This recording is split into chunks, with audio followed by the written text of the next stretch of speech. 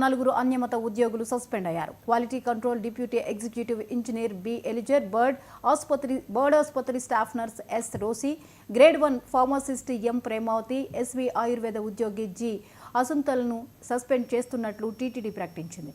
ఈ నలుగురు క్రిస్టియన్ మతాన్ని అనుసరిస్తున్నారని ఆధారాలను పరిశీలించిన అనంతరం చర్యలు తీసుకున్నామని వెల్లడించింది.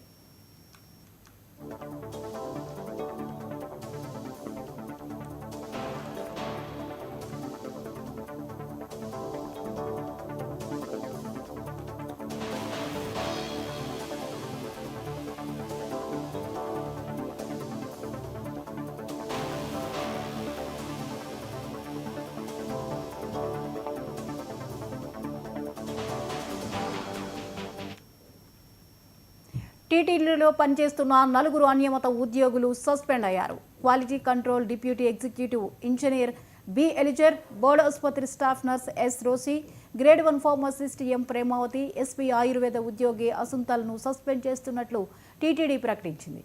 ఈ నలుగురు క్రిస్టియన్ మతాన్ని అనుసరిస్తున్నారని ఆధారాలను పరిశీలించిన అనంతరం చర్యలు తీసుకున్నామని వెల్లడించింది.